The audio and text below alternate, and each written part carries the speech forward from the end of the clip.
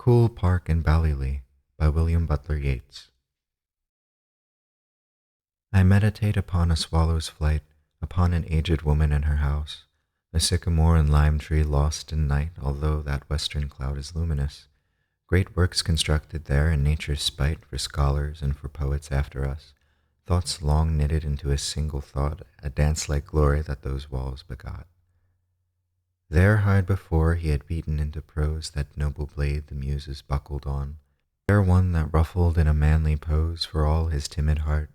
There that slow man, that meditative man, John Synge and those impetuous men, Shaw Taylor and Hugh Lane, found pride established in humility, a scene well set and excellent company.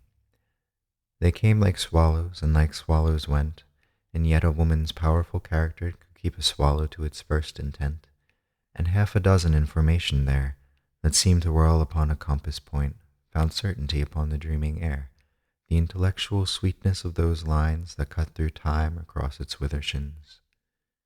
Here, traveler, scholar, poet, take your stand when all those rooms and passages are gone, when nettles wave upon a shapeless mound and saplings root among the broken stone, and dedicate, eyes bent upon the ground, back turned upon the brightness of the sun and all the sensuality of the shade, a moment's memory to that laureled head.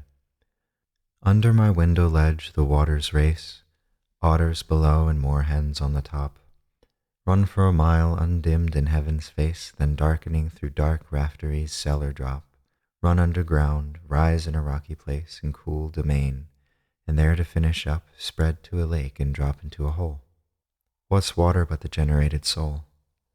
Upon the border of that lake's of wood, now all dry sticks under a wintry sun, and in a copse of beeches there I stood, for nature's pulled her tragic buskin on, and all the rants a mirror of my mood. At sudden thunder of the mounting swan I turned about and looked where the branches break, the glittering reaches of the flooded lake. Another emblem there, that stormy white but seems a concentration of the sky, and, like the soul, it sails into the night and in the morning's gone, no man knows why, and is so lovely that it sets to right what knowledge or lack it had set awry, so atragantly pure a child might think it can be murdered with a spot of ink. Sound of a stick upon the floor, a sound from somebody that toils from chair to chair, beloved books that famous hands have bound, old marble heads, old pictures everywhere. Great rooms where traveled men and children found content or joy, a last inheritor when none had reigned that lacked a name and fame, where out of folly into folly came.